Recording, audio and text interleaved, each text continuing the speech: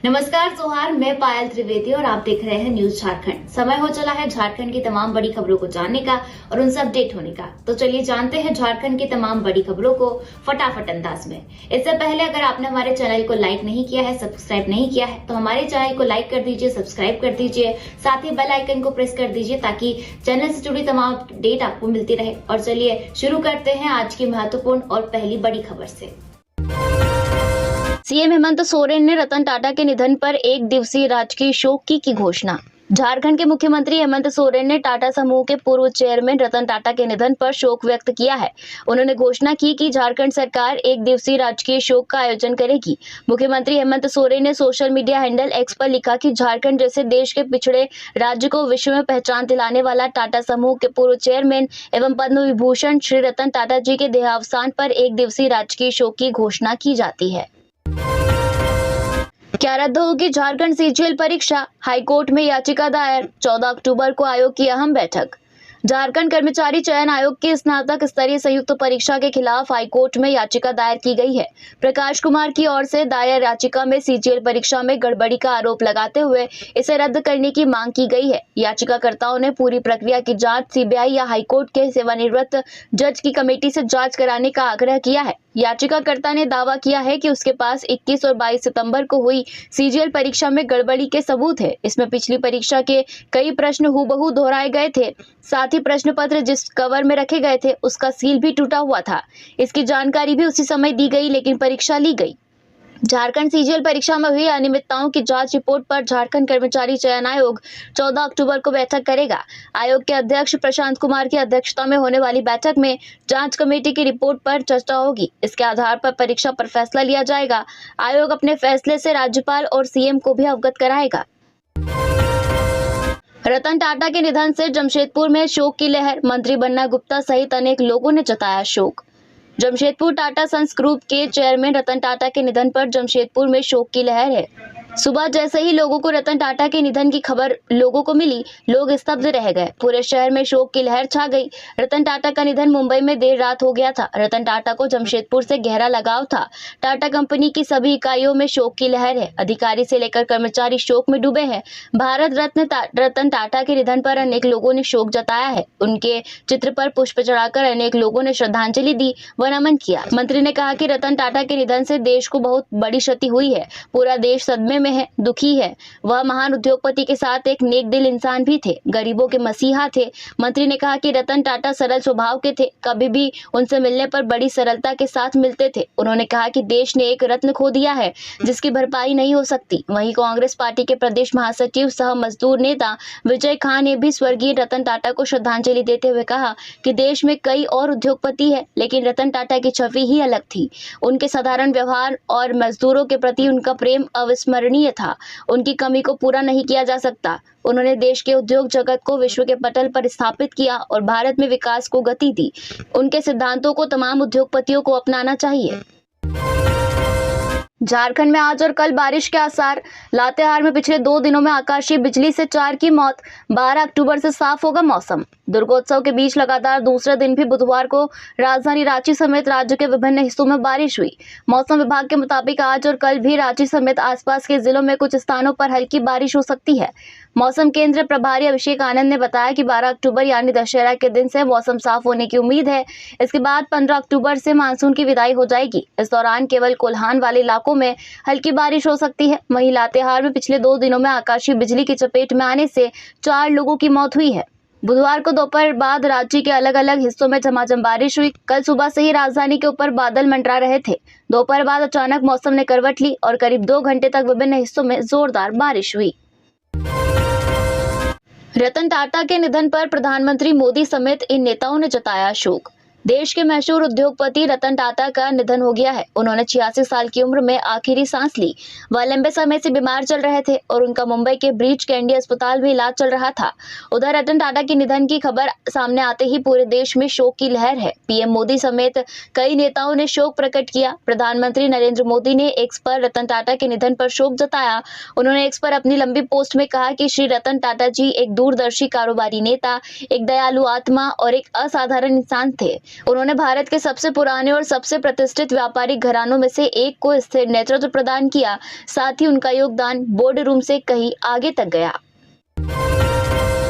मैया सम्मान योजना की चौथी किस्त कब होगी जारी, मुख्यमंत्री हेमंत सोरेन ने बता दिया। मुख्यमंत्री मैया सम्मान योजना की तीसरी किस्त नवरात्रि पर जारी कर दी गई है। अब चौथी किस्त को लेकर नया अपडेट सामने आया है। मुख्यमंत्री हेमंत सोरेन ने इसको लेकर अच्छी खबर दी है। मुख्यमंत्री मैया सम्मान योजना की चौथी किस्त छठ के मौके पर जारी होगी। सीएम हेमंत ने इसे महिलाओं के सशक्तिकरण से जोड़ा है। उन्होंने कहा कि उन्हें बहुत खुशी है कि उनकी सरकार ने 51 लाख बहनों के खातों में मुख्यमंत्री महिला सम्मान योजना की तीसरी किस्त जमा की है। अब छठ पूजा के पावन अवसर पर चौथी किस्त भी राज्य की महिलाओं तक पहुंचेगी।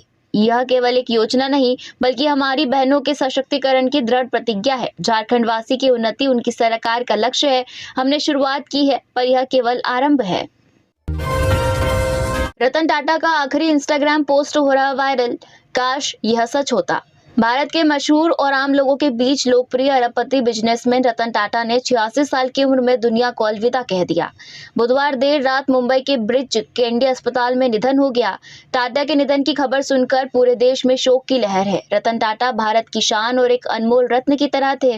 तबीयत बिगड़ने के बाद उन्हें अस्पताल में भर्ती करवाया गया था, लेकिन अपने अंतिम इंस्टाग्राम पोस्ट में बताया कि ये सब अफवाह है। रतन टाटा के निधन के बाद उनके आखिरी पोस्ट की भी चर्चा हो रही है।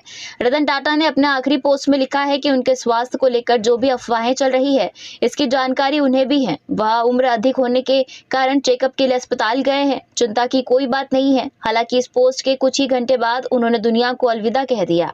उनके चाहने वाले इस बात से दुखी है और रतन टाटा ने खराब स्वास्थ्य की खबरों को अफवाह कहा था। इंस्टाग्राम पर उनकी अंतिम पोस्ट ने उनके निधन से जुड़े दुख को और भी गहरा कर दिया है। इस सप्ताह की शुरुआत में व्यवसायी ने खुलासा किया कि वह उम्र संबंधित समस्याओं के कारण नियमित चिकित्सा जांच करवा रहे हैं। पोस्ट में उन्होंने कैप्शन दिया था, मेरे बारे में सोचने के लिए धन्यवाद। जैसे ही उनके निधन की खबर फैली, नेटिजन्स ने उनकी अंतिम पोस्ट के कमेंट सेक्शन में अपनी भावभीनी श्रद्धांजलि साझा की। विजयादशमी को रांची लौट सकते हैं मुख्यमंत्री, हेमंत सोरेन ने दिल्ली में खरगे राहुल से सीट शेयरिंग पर की बात। मुख्यमंत्री हेमंत सोरेन पत्नी कल्पना सोरेन और बच्चों के साथ बुधवार को दिल्ली गए।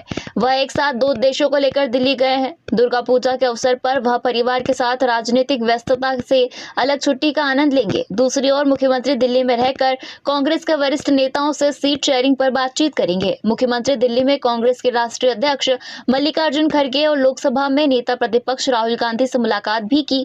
इस मुलाकात में मुख्यमंत्री ने खड़गे व राहुल के साथ सीट शेयरिंग पर प्रारंभिक बातचीत की। प्रारंभिक बातचीत के बाद मुख्यमंत्री कांग्रेस के अन्य नेताओं से मिलकर सीट शेयरिंग को अंतिम रूप देंगे। जानकारी के अनुसार मुख्यमंत्री के 12 अक्टूबर को विजयादशमी के दिन दिल्ली से लौटने की संभावना है। झारखंड की रणजी टीम घोषित, ईशान किशन को मिली कप्तानी। झारखंड राज्य क्रिकेट संघ ने बुधवार को सत्र 2024-25 के लिए टीम घोषित की है।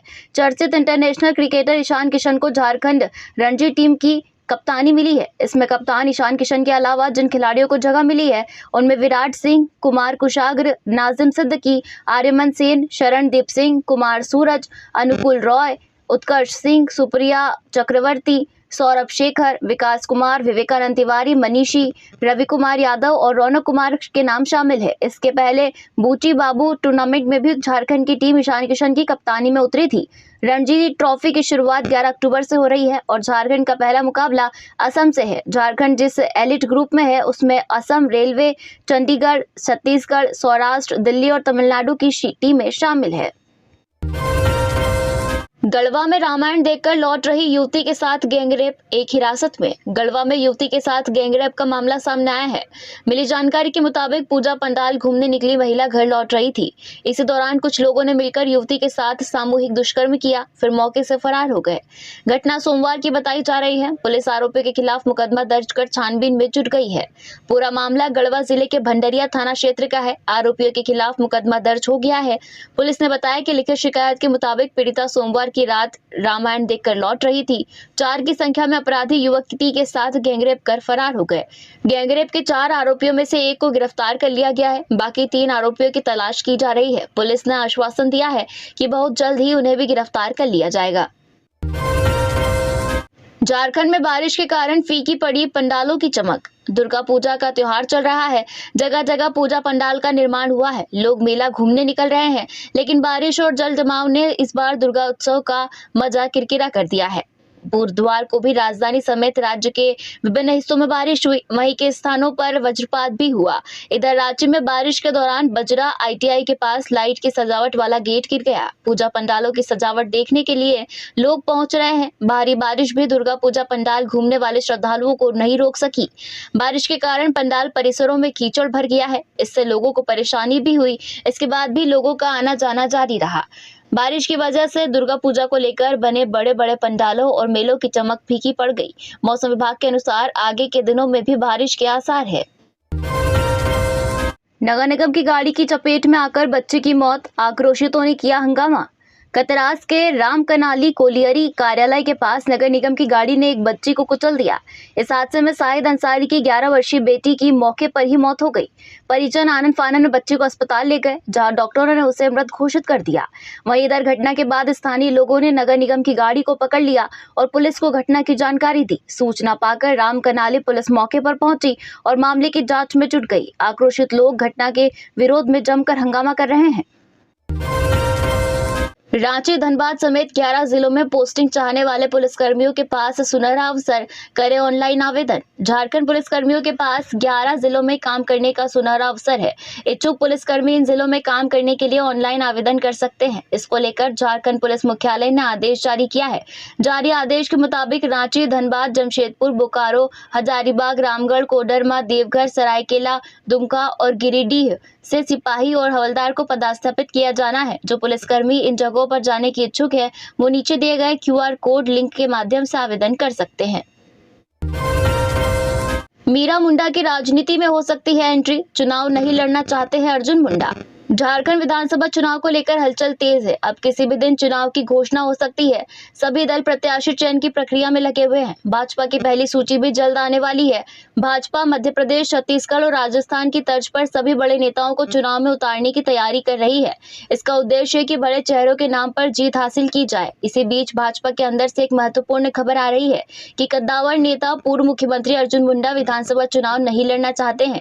उन्होंने अपनी भावना से पार्टी नेतृत्व को अवगत करा दिया है और विकल्प भी दिया है। अर्जुन मुंडा चाहते हैं कि पार्टी उनके बदले उनकी पत्नी मीरा मुंडा को मौका दे। वह खुद चुनाव से दूर रहकर मीरा मुंडा के लिए बैटिंग करना चाह रहे हैं। अब फैसला पार्टी नेतृत्व को लेना है। रांची में घर के सामने से 4 साल की बच्ची को उठा ले गया युवक, पिता के पीछे पीछे निकली थी। चुटिया थाना क्षेत्र के पावर हाउस रोड से 4 साल की बच्ची लापता है। बच्ची का नाम सावित्री कुमारी है, जो बुधवार की दोपहर करीब 12 बजे से लापता है। CCTV फुटेज में देखा गया कि बच्ची को एक युवक अपनी गोद में उठाकर ले जा रहा है। परिजनों ने चुटिया थाना की पुलिस को इस बात की सूचना शाम को दी, जिसके बाद पुलिस ने बच्ची को तलाशना शुरू किया है। बच्ची के बारे में पुलिस को कोई सुराग नहीं मिल पाया है। बच्ची को ले जाने वाले युवक की भी पहचान नहीं हो सकी है। बच्ची के पिता का नाम शंभू साव है। वह घटनास्थल के समीप स्थित सतीश पांडे के मकान में किराए से रहते हैं। बताया जा रहा है कि बच्ची के पिता दुकान से कुछ सामान लेने गए थे। इसी दौरान बच्ची भी उनके पीछे निकल गई। पुलिस इस मामले की गहराई से जांच कर रही है। बॉलीवुड स्टार रश्मि देसाई के साथ झूमे पलामू के लोग। एक्ट्रेस ने पूछा कौन सा किरदार आया पसंद, जवाब में मिला दिलचस्प जवाब। Big boss fame Rashmi Desai dandiya night के लिए पलामू पहुंचे। इस दौरान उन्होंने झारखंड की खूबसूरती और खाने की जमकर तारीफ की। Rashmi Desai Palamu chamber of commerce and industries के महिला विंग के द्वारा आयोजित डांडिया नाइट में भाग लेने पहुंची थी। डांडिया नाइट में भाग लेने के दौरान रश्मि देसाई ने मीडिया से साथ बातचीत की। इस दौरान रश्मि देसाई ने कहा कि रांची से पलामू तक के सफर में हरियाली काफी खूबसूरत लग रही थी। झारखंड और पलामू आकर उन्हें काफी अच्छा लगा। यहाँ का खाना काफी अच्छा है। रश्मि देसाई ने कहा कि हर जगह उन्हें काफी प्यार और सपोर्ट मिला है। उन्होंने कहा कि यहाँ के लोगों ने उन्हें काफी प्यार और अपनापन दिया। मेले में लड़की को दूसरे समुदाय के लड़के के साथ देख भड़के लोग। बचाव करने पहुंचे पुलिस की गाड़ी पर पथराव, युवक की कार फूकी। मसलिया थाना क्षेत्र के भेलाडीह गांव में फुटबॉल प्रतियोगिता के साथ एक मेले का आयोजन किया गया था। इसी में कुछ स्थानीय युवकों ने देखा कि उनके समाज की एक लड़की अल्पसंख्यक समुदाय के एक युवक के साथ मेले में घूम रही है। इसी में उपजे विवाद के बाद आक्रोशित लोगों ने एक 4 पहिया वाहन को आग के हवाले कर दिया। वहीं विवाद की सूचना इस मौके पर पहुंची पुलिस वाहन पर भी भीड़ ने पथराव किया। इस घटना में किसी के हताहत होने की कोई सूचना तो नहीं है, पर 2 वाहन क्षतिग्रस्त हो गया है। मामला मसलिया थाना क्षेत्र के भेलाडीह गांव का है। पुलिस ने मामले की युवक के बयान पर अज्ञात पर मामला दर्ज कर लिया है और आगे की कार्रवाई की जा रही है। दरअसल मसलिया थाना क्षेत्र के भेलाडीह गांव में मेले का आयोजन किया गया था। इसमें दुमका के जामा थाना क्षेत्र के छेला पाथर गांव का रहने वाला अलकामा अंसारी पास के नाला थाना क्षेत्र के दूसरे समुदाय की एक युवती के साथ अपनी कार से मेला घूमने पहुंचा था। मेला में अलकामा युवती के साथ कुछ नाश्ता कर रहा था। इसी बीच कुछ लोग युवक युवती से उनके रिश्ते को लेकर पूछताछ करने लगे। दोनों के अलग अलग समुदाय से होने के कारण विवाद शुरू हो गया। लोगों ने इस मामले को लेकर आक्रोश बढ़ने लगा। इधर घटना की जानकारी पुलिस को जैसे ही मिली, वह फौरन मौके पर पहुंची। पुलिस ने तुरंत युवक युवती को अपने वाहन में बिठाया और मेला स्थल से निकलने लगी। लेकिन इसी दौरान भीड़ और भी उग्र हो गई और इन्होंने पुलिस के वाहन पर पथराव शुरू कर दिया, जिससे पुलिस की गाड़ी क्षतिग्रस्त हो गई। हालांकि पुलिस युवक युवती को सुरक्षित निकालने में सफल रही। इधर आक्रोशित भीड़ ने युवक अलकामा अंसारी के वाहन को फूंक दिया। पुलिस और टीएसपीसी के नक्सलियों के बीच मुठभेड़, सब जोनल कमांडर हरेंद्र सहित 2 नक्सलियों के ढेर होने की सूचना। बुधवार की देर शाम प्रतिबंधित नक्सली संगठन टीएसपीसी और पुलिस के बीच मुठभेड़ हुई है। इसमें 2 नक्सलियों के मारे जाने की सूचना है। हालांकि पुलिस अब इस मामले में कुछ भी बताने से इनकार कर रही है। इधर दूसरी ओर पुलिस सूत्रों के अनुसार मारे गए नक्सलियों में टीएसपीसी का सब जोनल कमांडर हरेंद्र गंजू और दूसरे नक्सली की पहचान ईश्वर गंजू के रूप में हुई है। मारा गया नक्सली हरेंद्र गंजू सदर थाना क्षेत्र के मोकतमा गाँव का रहने वाला है, जबकि ईश्वर गंजू कुंदा का बताया जाता है कि पुलिस को सदर थाना क्षेत्र के गनियोतरी जंगल में टीएसपीसी के नक्सलियों के एकत्रित होने की सूचना प्राप्त हुई थी। उक्त सूचना पर एसडीपीओ संदीप सुमन व सदर थाना प्रभारी विपिन कुमार के नेतृत्व में पुलिस की एक टीम नक्सलियों की टो में गनियोतरी जंगल पहुंची। इस दौरान नक्सलियों ने पुलिस को लक्षित करते हुए फायर शुरू कर दिया। पीएमओ का हवाला दे कृषि अधिकारियों से डेटा मांग रहे फ्रॉड। प्रधानमंत्री कार्यालय का हवाला देकर किए जा रहे फर्जी कॉल से इन दिनों कृषि विभाग के पदाधिकारी काफी परेशान हैं। दरअसल विभिन्न जिलों के पदाधिकारियों को 2 मोबाइल नंबर से कॉल आते हैं। कॉल करने वाला प्रधानमंत्री कार्यालय का हवाला देकर बिरसा प्रधानमंत्री फसल बीमा योजना से संबंधित डेटा उपलब्ध कराने का निर्देश देता है। राज्य मुख्यालय को जब इसकी सूचना मिली इसको लेकर केंद्र से संपर्क किया गया। प्रधानमंत्री फसल बीमा योजना के नेशनल टेक्निकल सपोर्ट यूनिट की ओर से इस बाबत इनकार किए जाने के बाद बिरसा प्रधानमंत्री फसल बीमा योजना के स्टेट नोडल अफसर प्रकाश कुमार ने सभी जिलों के सहकारिता पदाधिकारियों और कृषि पदाधिकारियों को आगाह करते हुए किसी अनाधिकृत व्यक्ति व संस्था को किसी प्रकार का डेटा शेयर नहीं करने का निर्देश दिया है। साथ ही सभी क्षेत्रीय कार्यालयों एवं लैंपस पैक्स को इस बाबत अवगत कराने को कहा है, ताकि किसी प्रकार के फ्रॉड कॉल से बचा जा सके। तो ये थी झारखंड की आज की टॉप बड़ी खबरें। ऐसे ही झारखंड की टॉप बड़ी खबरें और छोटी खबरें जानने के लिए हमारे चैनल न्यूज झारखंड को सब्सक्राइब करें और बेल आइकन को प्रेस करें। धन्यवाद।